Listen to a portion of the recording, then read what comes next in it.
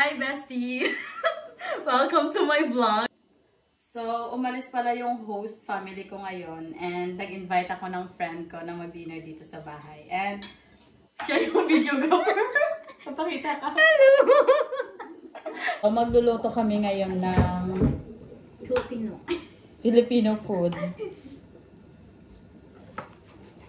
Ano nga yung tawag dito? Nilagang baboy ba? Nilagang baboy na may patatas at Chinese petchay. Chef for today's video. Chef na ako. May party kasi yung host ko and mag-overnight sila dun. Kaya sabi niya, mag-invite ako ng friend. So, pero hindi siya mag-stay over kasi mag-sleep over kasi may ganap siya bukas. It's a TV, it's so big, it's like a cine, you know? And this is my friend, Samantha. Hi! How it's going? We're cooking food, we're cooking like pork soup, you know? You don't know. You never tried, but you don't like it. He likes Filipino food? No, nothing. Okay, bye-bye. I'll call you later when I come home. Alright, love you.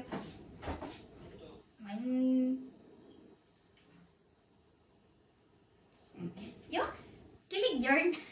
Kinikilig yung joke ko sa phone. Eh, nakikita tayo! Na-reveal! There's not much to do Na-reveal yung joke when all May I jowa siya. Sana is thinking about may jowa na.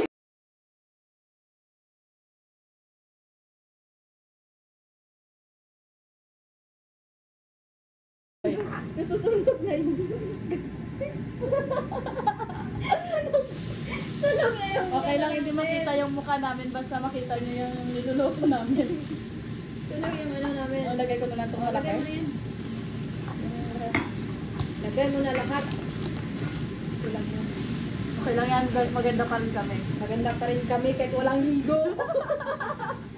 O, yan ko lang siguro may ligo. Ay, akala mo lang yan. Akala mo lang yun. Hindi na kami naliligo sa sobrang dami. Ano ba yung nilalagay? Paminta? Mamaya na. Ang greedy mo. Excited. Excited ka masyado. Mamaya na yun. Yung talong.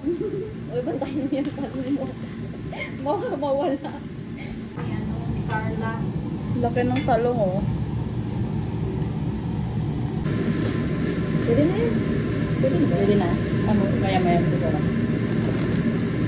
Lagyan namin ng patatas and Chinese petchay. Chinese petchay ba yung tawag dito? Ito na. Basta Dahon. pechay. Pechay siya dyan. Kamusta naman ikaw dyan, talong? Buhay ka pa ba? Au pair din siya dito and siya yung kapitbahay ko.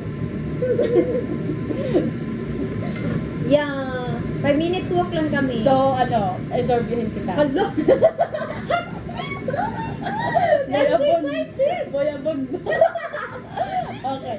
Ano naman yung na-realize mo na pumunta ka dito sa Norway? Ay nako, ang hirap. Mag-abroad. Hindi lang sa Norway ha, general. Kasi galing na siya sa 4 countries, diba? Oo, galing ako sa Iceland, tapos Denmark, Sweden, tsaka Norway. Last country is Norway. Ay Pero nako. maganda naman yung Norway para sa'yo. Oo, maganda. Pareho lang sila. Pareho lang. Kasi para sa yung Norway ang mas madaming nature. Madami silang nature. Yung ang daming green. Sa bagay. Oo. Nature lover kasi yung mga Norwegian. Oo. Kasi yung mga country na ko dati, madaming buildings, tapos madaming snow. Ganon. Dito, madaming snow, madami ding Maraming mga puno, no? puno, tsaka green. Ganon. Pero, ang hirap mag-abroad. Besh, pag hindi mo kaya, wag na. Oo, dapat pag pumunta ka dito sa abroad, dapat Oo. malakas yung loob mo. Oo. Hindi yung natatakot ka kasi hindi ka pwede ditong umuwi agad-agad. Hindi dito Manila lang, Hindi. saka probinsya. Dapat malakas talaga. Ilang doon. oras yung biyahe mo? Biyahe mo. 24 Oh my God. hours. Yung iba Isang nga. araw. Hmm. Diyos ko Lord. Teka lang. Ang laki nito ah. Kaya, dapat kung gusto mo mag-abroad, yung ano ka talaga, yung porsigido ka talaga. Oo, puskidi.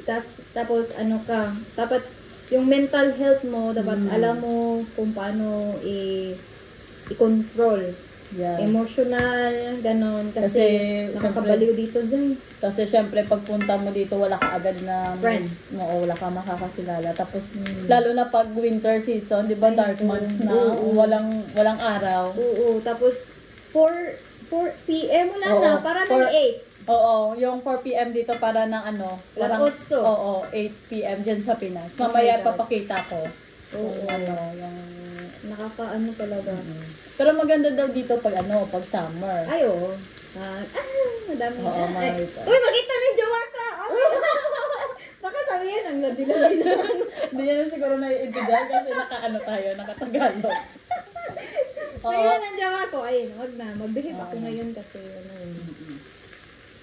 Kailangan Ay, may chika nga pala ako dito. Oo, may chika ka.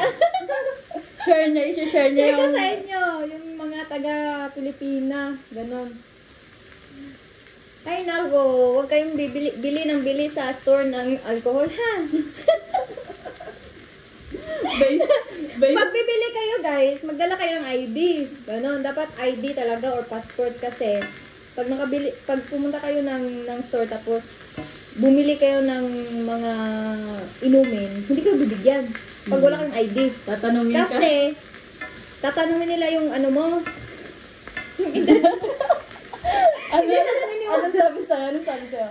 Sabi sa akin, no, I cannot give you this because you look like 16 underage. Oh my God. Hindi ko alam kung magiging masaya ba ako. Mainis. Oh, hala, ano na ako, magta-30 na. Oo. Magka-30 years old na siya pero hindi siya sabi, pagbigyan. hindi daw pwede. Pero Kaya ano? pinakita mo yung ano mo. Pinakita ko yung ID, yung passport ko sa phone. Yun, binigyan. Tapos alam niyo ba yung anong binili ko? 5% alcohol lang. Diyos ko Lord. Ang hirap. Strict po sila dito. Oo, kaya pag kayo bumili, Dalhin nyo na lang yung... Dali yung birth certificate nyo. Oo, dalhin nyo lang lahat ng documents nyo na Oo. approve na ano. Kaya naisip ko nga siya, si Samantha, pag ito bumili. Oy, pag ako bumili, nako, hindi siguro. Hindi sila maniniwala. Sa height ko pa lang, baka pagkalaman na ngayon, pagkamalan akong 11 years old, 12 years old.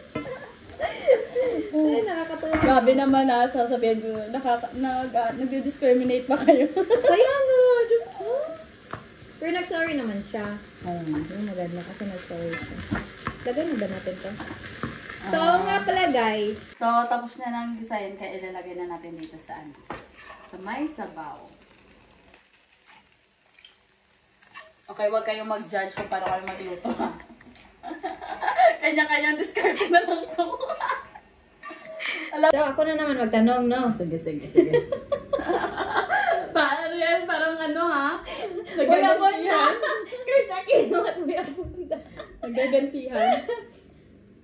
So, ano naman yung experience mo so far as au pair here in Norway? Yung experience ko, masarap maging au pair. kasi 5 hours lang yung work mo. Kasi syempre may previous job din ako sa Philippines as a call center agent. So, iba talaga malaki talaga yung pagkakaiba. Kasi dito, chill lang, tapos, 8 hours doon, tapos maliit lang yung sahod mo. O dito, 5 hours ka lang, may allowance ka na. Wala kami dito sahod, allowance lang yung sa au pair.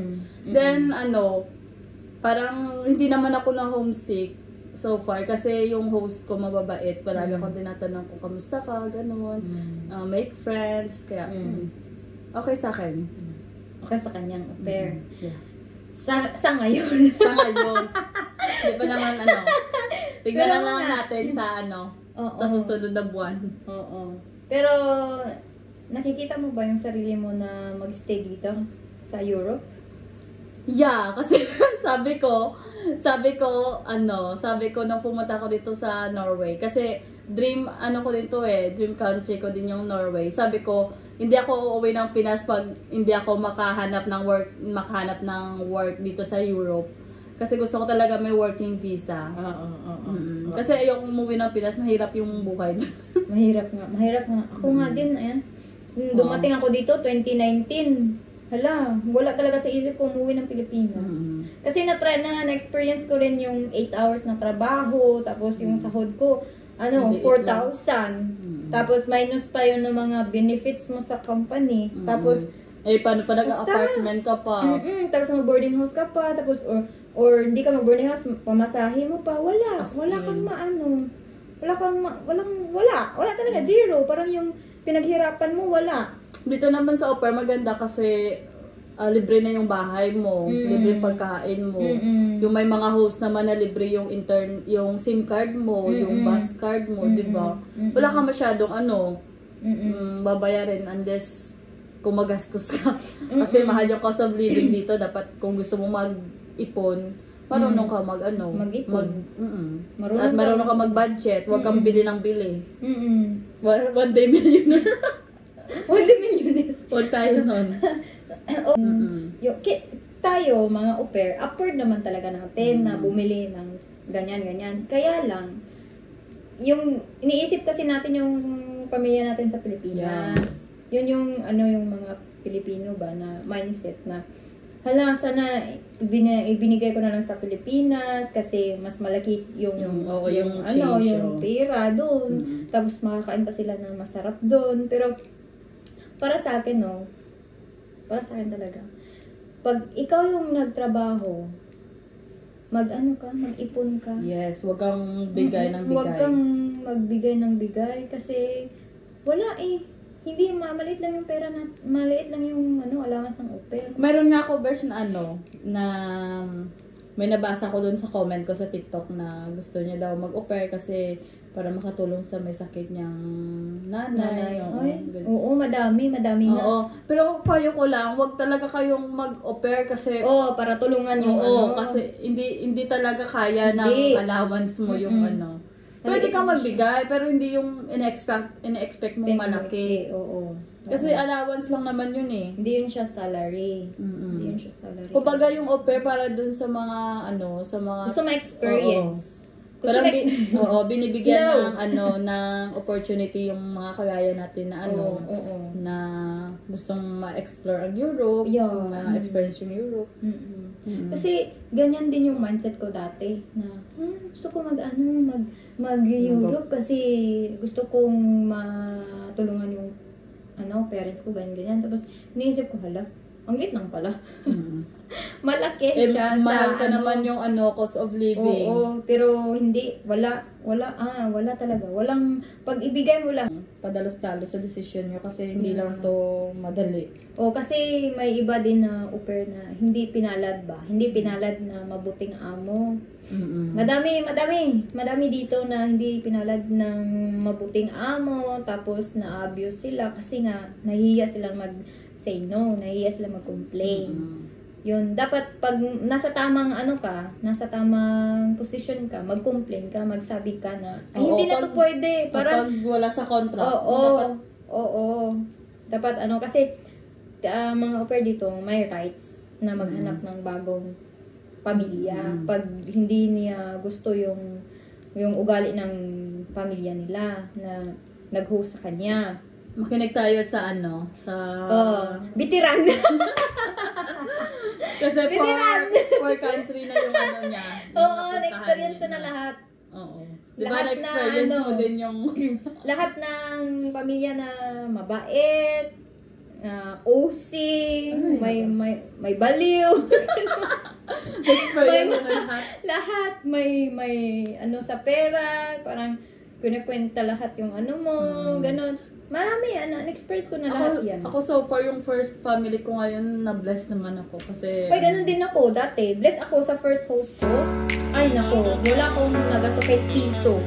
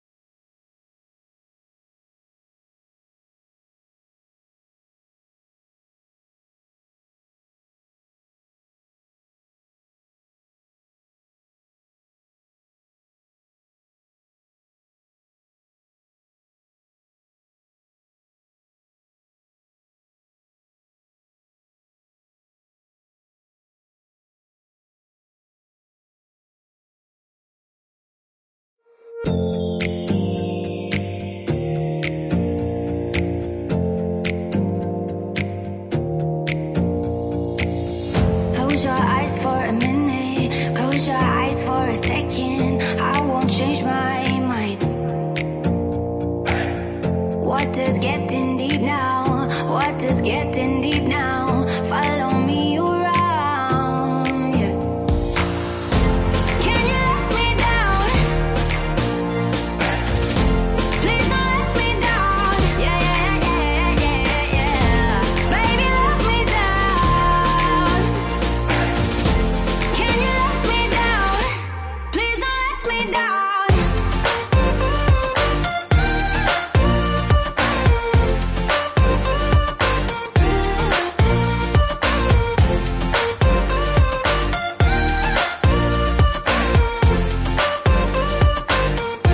Please don't let me down.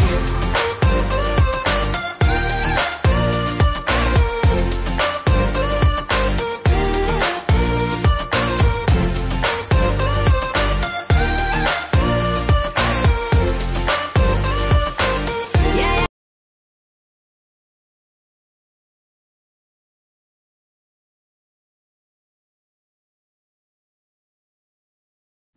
Hi! So, tapos na kaming kumain. And actually, umuwi na si RG kasi late na rin. And hinatid ko siya sa labas. And sobrang lamig. Kaya hindi kami nakapag-video. And anyway, thank you for watching our vlog. And I hope na nagustuhan nyo to. And you can drop a comment kung ano yung gusto nyong next na content na gagawin namin dito sa Norway. So, thank you and see you on my next vlog. Bye-bye!